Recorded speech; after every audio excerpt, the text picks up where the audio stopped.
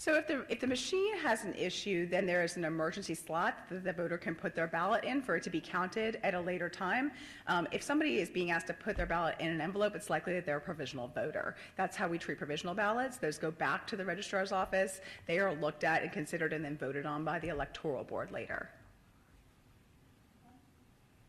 Next up, Denise Lavoie with the Associated Press. Denise, you just need to hit *6 to ask your question. Hi there, thanks for taking my question.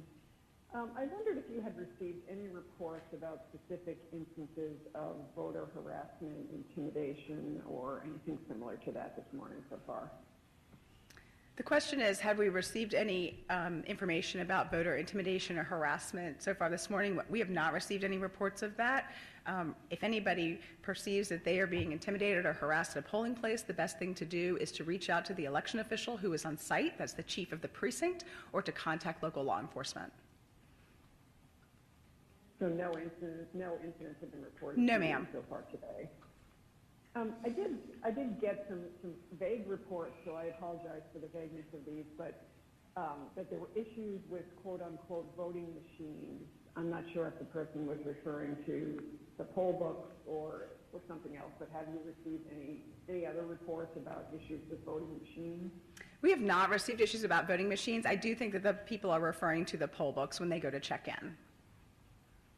Okay, and then finally I heard somebody contacted me about some people going to the wrong polling places, and I know that a few weeks ago you had said publicly, that some people were sent misinformation about the polling places. Have you heard those reports, and do you know how widespread that might be? So we have not. Everyone has now at this point received accurate information for what their polling place is, and all of their information has been updated in VERIS, our statewide voter registration system. I wonder if some people just didn't get, check the website or to make sure that they went to the right polling place. Yes, if you go to our website at elections.virginia.gov, there is a polling place lookup on the very front page today. You just type in your address and it will tell you exactly where you need to go along with a map. Thanks, Denise. Okay. And I know that we've seen historic voter turnout, especially in this midterm election. What can you say about what you've seen so far and just the work that volunteers have had to do to double down on the amount of voters coming in? So we are incredibly grateful to our 133 general registrars. They have done yeoman's work over the last several months. We've had 45 days of early voting already, so we've almost had 45 election days already. So they've done a ton of work to get ready for this, to prepare, to make emergency plans. If something goes wrong, they are prepared. So we're just very grateful for their work. The folks on the ground, they are the ones who are touching voters individually and helping them have the best voting experience possible. Ned Oliver with Axios, if you want to hit *6 if you have a question.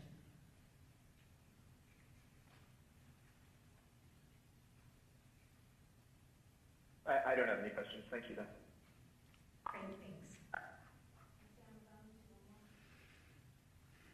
Sure. We've got Graham Luma. Graham with the Virginia Mercury. Do you have a question? *6. I'm wondering if there are any sort of common threads with all the poll book problems.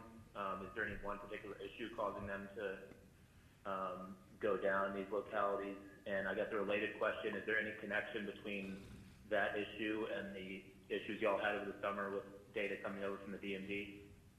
So on the issues, there are some localities with their poll book issues where they received a new poll book for the first time. This is a new generation of the poll book that they're using.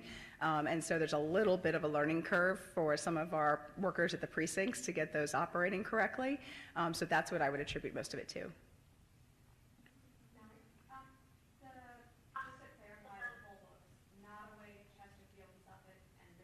That's correct. Do you know how many precincts overall were impacted?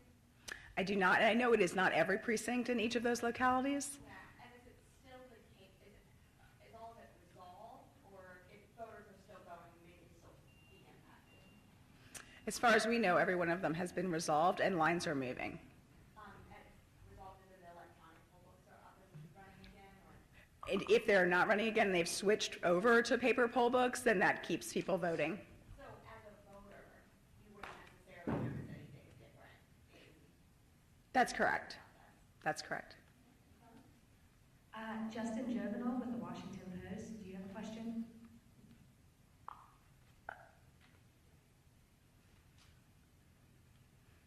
Yeah, thanks for taking our questions. I'm sorry, I couldn't hear all the questions that were asked because the sound was somewhat low. Could you describe in more detail the impact these poll book issues are having on voters? Are they being turned away from the polls at all, or not being able to vote in any way? What's going on, and how are you dealing with people who want to vote? And So, people who no, have these polling locations? so the question was, how is this issue impacting voters?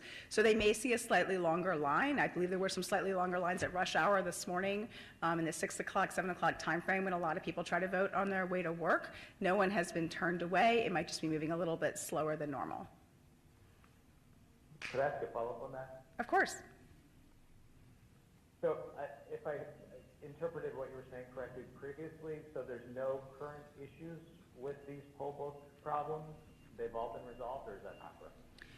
So in every situation where we have an electronic poll book, a paper poll book is required in case there is some issue with the electronics that they can pivot to if they need to in an emergency. So in these cases, in each of these precincts, the officers of election have started using the paper poll book, which is just a paper replication of what's on the computer. So they can continue to check in voters. It might be at a slightly slower rate, but it has not prevented anyone from voting.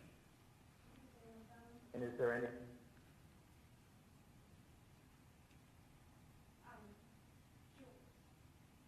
So next up we have Julie Carey with NBC4. Julie, do you have any questions?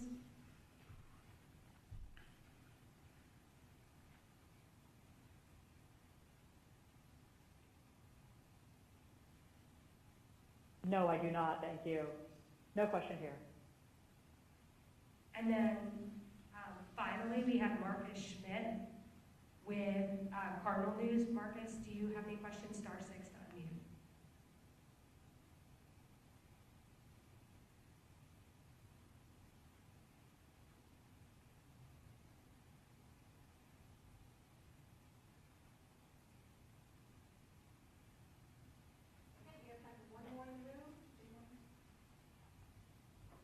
All right, thank you, everyone. We're going to have our next briefing at 4 p.m. where we will be discussing election night reporting of results. Thanks so much.